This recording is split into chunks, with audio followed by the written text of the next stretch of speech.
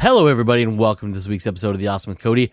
As usual, I'm your host, Cody, and today we are continuing June's theme of awesome fantasy movies. Today we're talking about the 2011 reboot.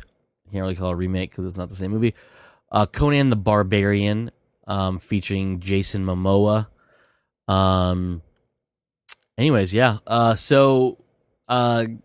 This one, it is, again, it's not really, it's reinterpretation, is probably the best, or not reinterpretation, but interpretation, a different interpretation of, the Conan myth, and I'll go to that in a little bit, probably, if I remember. The movie was directed by Marcus Nispel. I believe it's a nice spell. I'm not too sure how to say his name. He's done a few things. Actually, he's done a lot of similar things. What I mean by that is he directed the 2013 remake of Texas Chainsaw Massacre. He did the 2009 remake of Friday the 13th. Obviously, he did the Conan the Barbarian. And also he did an adaptation of the Dean Koontz book Frankenstein in 2004.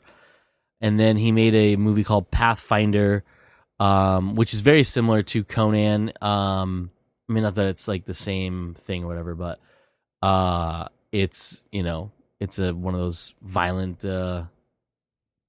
movies or whatever. But it's a pretty dope movie. I like that movie a lot. It has Carl Urban in it and Clancy Brown and a couple other people. But yeah, it's a fun movie too. Maybe one day I'll talk about it on here. But yeah, that's him. He's also done a ton of music videos all the way through the early 90s, into the late 90s, into, one in 2000, for Ronan Keating, whatever the fuck that is, or whoever the fuck that is. But he's done, mainly he's done music videos, and then he did 6 feature-length movies. That's it. Yeah, that's Marcus Nispel. I'm not too sure. Jason Momoa, talked about him before on here. Actually, maybe I have not talked about him on here before. Anyhow, most notably, he is Arthur Curry, Aquaman from the Justice League DC EU movies. His first real big role was in 1999 on Baywatch Hawaii. And then he did Stargate Atlantis, where he was on there for, 70-something episodes. Did a couple other things, obviously, most notably television-wise. He is called Drago from Game of Thrones, who went out like a bitch, but that's okay. And from there, he's done basically, so Batman v Superman, he made the cameo as Aquaman. Then he was in Justice League, and then a standalone Aquaman movie, and then he voiced Aquaman in the Lego Movie Part 2, or Lego Movie 2, the second part, and then probably when they greenlight and go forward with Aquaman 2, he'll be in that too. And then he's up in the upcoming Dune. Again, remake or reimagination or readaptation. I'm not too sure about it, but he plays Duncan Idaho, in Dennis Villeneuve, I believe is how you say his name, or Villeneuve. I'm not too sure. Anyways, so he's in that. That's exciting. Supposed to come out this November, December, or something. But yeah, it's Jason Momoa. He's pretty cool. Oh, watch Braven. It's fun. It's on Amazon right now. Next up we have Rachel Nichols, who plays the love interest / damsel in distress, in the movie. Rachel Nichols, I kind of went through this and what's she best known for? But it's I don't know. To me, her most notable roles, I mean, she's done on newer things. She's done a bunch of stuff I've never really heard of, movie wise. TV wise, she has recurring roles in a couple different shows in the last few years. No long stints on anything I can see episode wise. Recurring roles, blah blah blah. But the big thing, I mean, looking at her movies, not that it should be a big thing, but in 2009 she played Scarlet in the G.I. Joe Rise of Cobra movie. Yeah, I mean, she's been a lot of, she was in the first Star Trek movie, the J.J. Abrams reboot sequel thingy. She played Gayla, which if I'm not mistaken, is the roommate of Zoe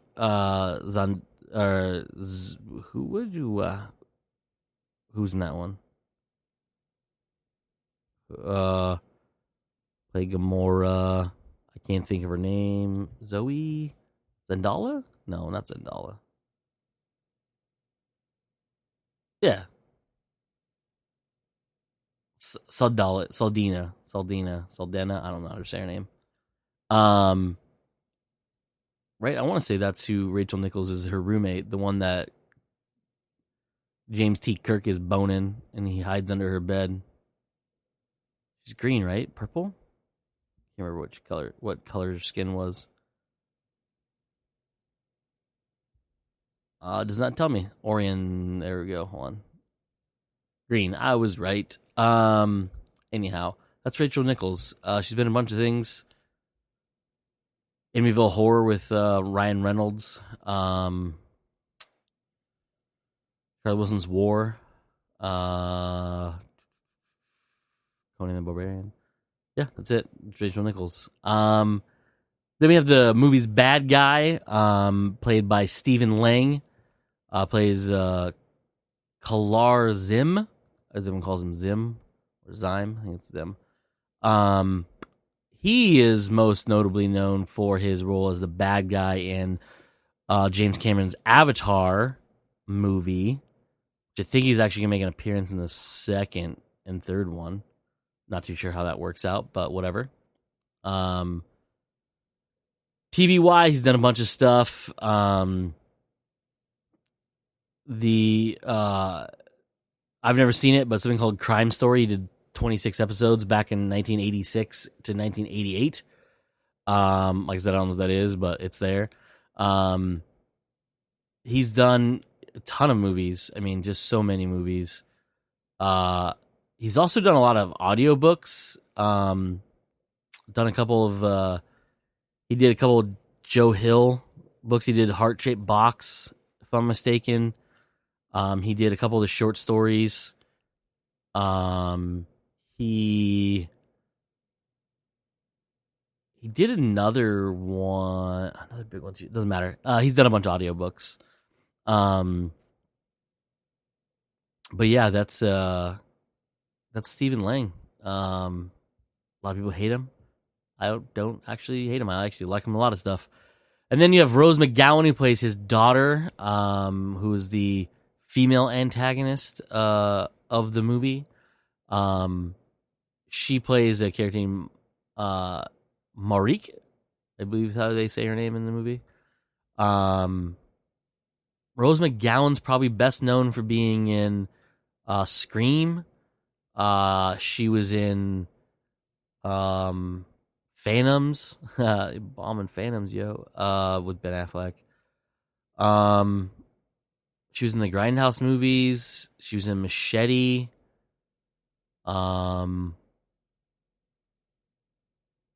Let's see what else. Jawbreaker, Rated Rumble. TV wise, she was on Charmed, obviously, for fucking 112 episodes. Way back in 2001. Played in 5 episodes of Nip Tuck in 2009. That's pretty cool. Yeah, it's Rose McGowan. At one point, she was married to Marilyn Manson, right? Or dating Marilyn Manson? I can't remember. Were they married? I don't remember if they were or not. Or she was involved with him? I don't remember. Doesn't matter. Rose McGowan. Next up, Saeed. I'm going to butcher this last name, but it is... Nope, I'm not going to try to pronounce it. Starts with the T. He's a French-American actor. Most recently, big movie-wise, he was Samir in Wonder Woman, the 2017 Wonder Woman movie.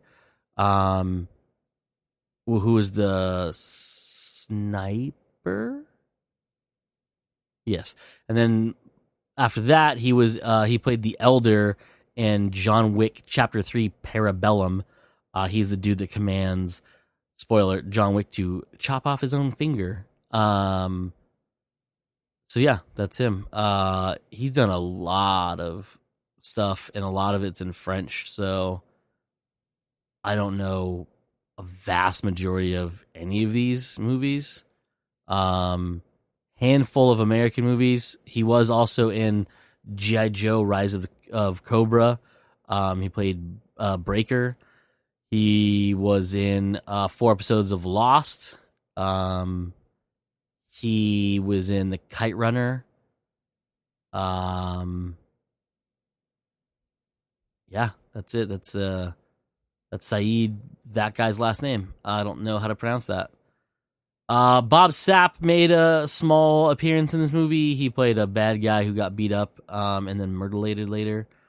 Bob Sapp's a mixed martial artist, professional wrestler, and former football player. Yeah, I was like, I don't play football. It's Bob Sapp. Pretty dope. He's been in a bunch of movies. He was in, like, Longest Yard, the remake with Adam Sandler. A couple other things he's been into besides Conan. Then we have Ron Perlman. I mean, what do I have to say about Ron Perlman? He was original Hellboy in Guillermo del Toro's 2 movies, which should have a 3rd movie. He plays Conan's dad in this, named Corin. He has been in so much stuff. He was in a couple of Alien movies, or one of the Alien movies. He's done a few things with Guillermo del Toro. Kronos, he was in that. Obviously, the Hellboy 1 and 2. Pacific Rim 1 should have been 2, but it's okay. Could have used him perfectly in that movie, but that's a rant for another day. Blade 2, he was in that one. He played a bad guy. Pretty good role in that one, too. Ron Perlman, he's fucking been in everything. He's awesome. And then last but not least is another name I'm going to butcher, is Nonso Anzoe? Anazi? I'm not too sure. He's a British actor. He's been in a bunch of stuff that is outside the norm, you could say. But one of the biggest ones, he played a character named Tank in Rock and Rolla, which I love. Obviously, he was in Conan as Artis, best friend, and fellow pirate thingy to Conan. He's just, most recently he was in Artemis Fowl, which is a new movie on Disney Plus. He's been in a bunch of stuff. TV show wise, he was on an episode of Doctor Who. He was a main cast member for 2 years on the television program Zoo, which is a adaptation of, is it James Patterson? Who did that? Yeah, James Patterson. The book by James Patterson, Zoo. He was also in the television program that ran for 2 years on NBC, the Dracula show. Is it NBC? Or was that No, it was NBC. NBC. Yep, NBC. The one with Jonathan Rhys Meyers. He played Renfield, right? Yeah. Loyal confidant and keeper of secrets for Dracula. Yeah. Yeah, that's him. That's Nonso Nazi, I believe is how you say his name. Like, yeah, that's actually not actually. I don't believe that's how you say his name. That's how I say his name, and it's most likely wrong. Anyhow, back to the movie. So in this version of it, Conan, it's not really this version of it, the version that it is, all centers around a crown made of the skulls of seven. I think it's seven rulers, seven kings. And when they're all put together on this crown mask thingy, and then a sacrifice of a pure blood, it allows you to bring someone back from the dead, and then it like gives you the power of like a god, essentially. So they say. It doesn't really work out for anybody because the dude who worked before Stephen Lang's character died, and then it was chopped up and given to a bunch of different people. One of them, handed down to the years, ended up in the hands of Corin, the father of Conan the Barbarian. When he goes out, when Zim goes out on his quest to find all the parts, he runs into the village of young Conan at the time, played by Leo Howard, who is a rambunctious little guy who likes to murder things and fucking ruin people's lives. But he then sets up Corin to die after torturing him to get the piece of the skull or the mask they needed, and then forces Conan to hold scalding chains, holding a vat of molten metal that essentially will kill his father. And it does. It's bad news. Scars his hands. Blah blah blah. And so on and so forth. Yeah. So he goes out. Conan. Unbeknownst to what I remember from this movie, or not from this movie, but from the original stuff, is he never becomes a slave. As far as I know, he does kill a lot of slave handlers and lets a lot of slaves free. But I do not believe ever in this he is a slave like he is in the Conan or in the Arnold Schwarzenegger ones. But he goes through and frees him and fights for him and all that fun stuff.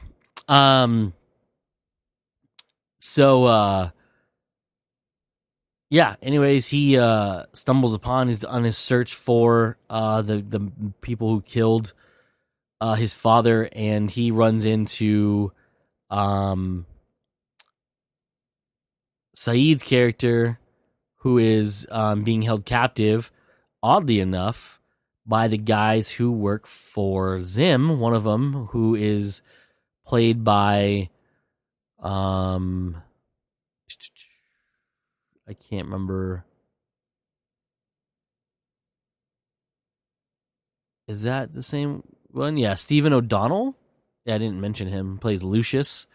He gets his nose cut off by Conan when he's little, and he's very upset about it. But then he gets this cool nose patch thing, and he has this cool talk that he has. It's all nasally and growth, and then Conan sticks his finger in it, which is pretty gnarly, and gross. But yeah, anyways, that's him.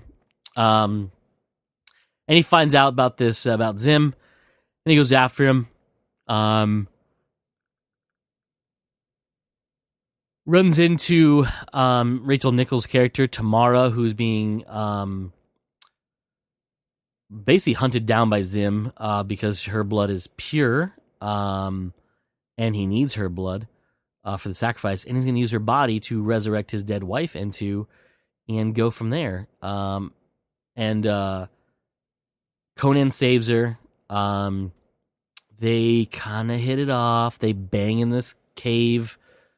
This hut under a big old cave, and then he's like, "Oh, I think I have the feels for her," and so he goes after her and finds out she's been kidnapped by Zim. goes after her with the help of C.O.D.Y, the master thief. They get in. He goes after him. He stops the ritual, pisses off Stephen Lang. Stephen Lang still has the mask on, so he starts to do the ritual anyways, and then the soul of his dead wife starts to embody Rachel Nichols. But Conan's like, nah, that's my boo. And he saves her from being possessed, kills Zim. I think he kills... I just watched it. Does he end up killing Marique too? Or does she do that? Or does Tamara do that? I can't remember who knocked her off the thing and she got impaled on this like pillar. I think it's like a walkway thing or something. But anyways, yeah. So that happens. But so they win. What else? Happily ever after. Conan then escapes with Tamara. He returns her to her birthplace, telling her that they will meet again. And bang. Because there's going to be a sequel to this, but it didn't do well enough. Anyways, and then he goes back to Corin's village and tells the memory of his father that he has avenged his death and recovered the sword that was stolen from him that he rightfully owns because he built it with his father. Yeah, that's about it. But yeah, Conan, super violent movie, super high fantasy, obviously, with magic and swords and pirates and crazy kraken monsters. But yeah, that's Conan the Barbarian, 2011 movie with Jason Momoa. I watched it on... What did I watch it on? iTunes. Did I own it on iTunes? Is that what it was? Let me look at my notes. I watched it on Amazon Prime. Oh no, I did watch it on iTunes. Oh, it's available on... Oh, I made notes. Sorry, I made notes. I'm reading off my notes. It's on Amazon Prime. It's on Hulu, and I watched it on iTunes because I own it on iTunes. But yeah, so watch it if you want. It's on those three places. Pretty much anything's on Amazon or on iTunes, but this was on Amazon Prime as well as Hulu, so you can watch it on those. I don't know if Hulu has commercials though on that version of it. I didn't watch it on there because, like I said, I watched it on iTunes because it owns it on there. But yeah, that's Conan from 2011, starring Jason Momoa, and that's it for this week's episode, everybody. Again, I am Cody. This has been The Awesome with Cody, and at the end of these, I always like to say, let's be awesome.